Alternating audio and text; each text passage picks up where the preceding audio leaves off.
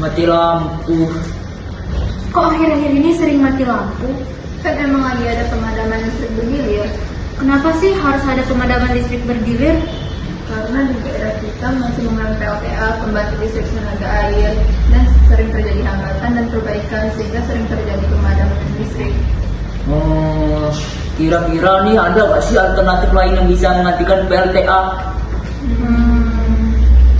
Gimana kalau misalnya energi gerak? Energi gerak kan bisa menjadi energi listrik. Betul. Ya udah yuk kita coba bikin miniaturnya. Ayo.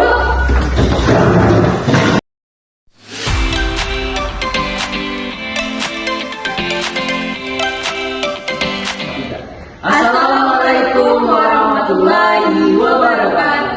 Halo semuanya, perkenalkan kami dari SMA Negeri 1 Mukomuko dengan saya Ramadan Nur Alhaq. Dengan saya Nina Cimayanti. Saya Anita Tuemiripo. Di sini kami akan membuat sebuah objek percobaan atau eksperimen mengenai mengubah energi gerak menjadi energi listrik. Nah, sebelum itu kami akan menyebutkan bahan dan alatnya.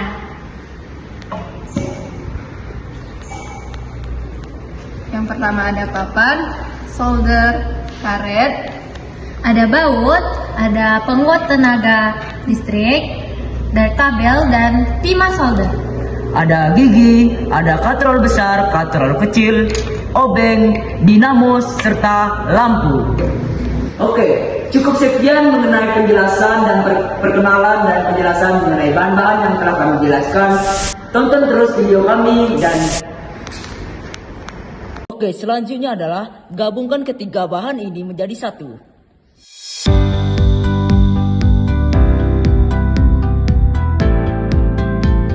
Selanjutnya, kita akan memasangkan baut di area sekitar sini dengan menambahkan gigi.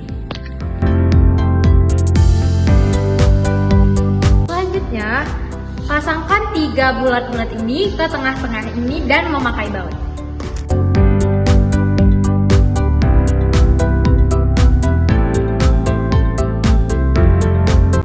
selanjutnya kita pasangkan papan segitiga ke sini dan dengan katrol besar.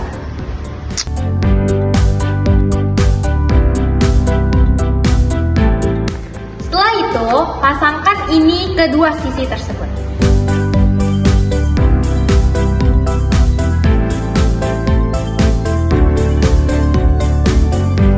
Oke, selanjutnya adalah tahap pensolderan kabel ke alat penguat listrik.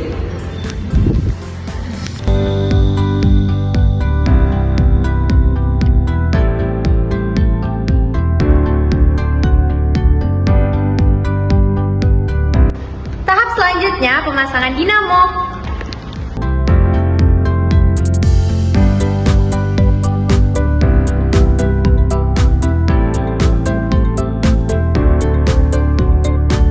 Oke, selanjutnya adalah tahap pemasangan lampu.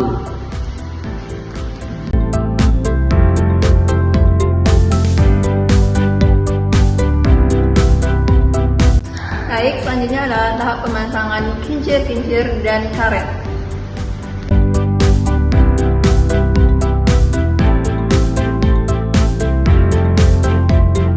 Inilah tahap hasilnya.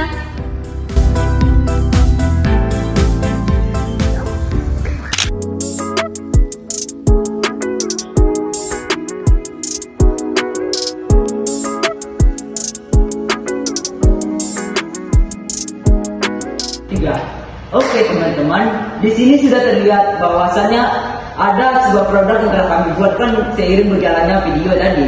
Di sini kami mengubah energi gerak menjadi energi listrik dan kami akan memberikan sedikit penjelasan mengenai produk yang telah kami buat yang akan dijelaskan oleh teman kami bernama Nisa. Nah, adapun pengembangan energi gerak menjadi energi listrik itu adalah contohnya di pembangkit listrik tenaga angin yang menggunakan kincir angin. Nah, tapi ada kekurangan dan kelebihan di pembangkit listrik tenaga angin itu adalah angin di sekitar daerah Mukomuko itu belum stabil dan biaya yang belum memadai untuk membuat energi pembangkit listrik tersebut. Nah, kelebihannya adalah kita bisa dapat lebih menghemat sumber daya alam yang terbatas seperti solar. Perubahan energi gerak menjadi energi listrik melibatkan beberapa prinsip utama fisika. Salah satunya adalah hukum induksi elektromagnetik. Induksi elektromagnetik pertama kali ditemukan oleh Michael Faraday.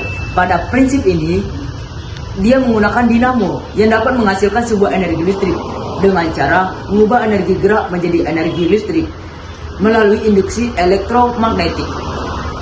Dinamo terdiri atas kumparan yang diletakkan di tengah medan magnet. Dan saat kincir diputarkan atau digerakkan, dinamo akan bekerja dengan cara memutarkan kumparan di dalam medan magnet ataupun sebaliknya. Pemutaran kumparan yang terdapat pada dinamo akan menciptakan perbedaan potensial dalam kumparan dan membuat arus mengalir. Dan semakin cepat dinamo diputarkan, maka akan semakin besar pula energi listrik yang dihasilkan. Nah, energi mekanik atau energi gerak ini adalah PLTB atau pembangkit listrik tenaga bayu atau angin. Namun, energi angin selalu bergantung pada kecepatan angin agar terjadinya hukum induksi elektromagnetik pada generator. Sehingga ketika terjadi perubahan pada kecepatan angin dapat mempengaruhi energi listrik yang dihasilkan dan terjadi pemadaman listrik. Agar lebih jelas, mari kita simak penjelasan secara sistematis. Jadi diketahui suatu kumparan memiliki induktansi sebesar 0,4 Henry dan arus listrik yang mengalir sebesar 300 mA, sehingga menghasilkan gaya gerak listrik sebesar 1,2 volt. Namun terjadi perubahan arus listrik yang mengalir dari 300 mA ke 200 mA dalam kurun waktu 0,1 second. Berapakah GGL yang dihasilkan? Jadi untuk mencari GGL kita merumus min L atau induktansi dikali perubahan arus per selang waktu. Untuk mencari perubahan arus itu adalah sama dengan 200 dikurang 300 mA sama dengan min 100 mA, dan kita merubahnya menjadi bentuk ampere saja menjadi min 0,1 ampere. Nah, jadi kita masukkan angkanya min 0,4 dikali min 0,1 per 0,1 sehingga dihasilkan 0,4 volt. Jadi, GGL induktansi yang dihasilkan adalah 0,4 volt. Kesimpulan dari eksperimen kali ini adalah perubahan kecepatan angin dapat memengaruhi kumparan, sehingga semakin lambat kumparan berputar, arus listrik yang dihasilkan akan lebih kecil. Tetapi jika kumparan berputar lebih cepat, maka arus listrik yang dihasilkan semakin besar setiap waktunya.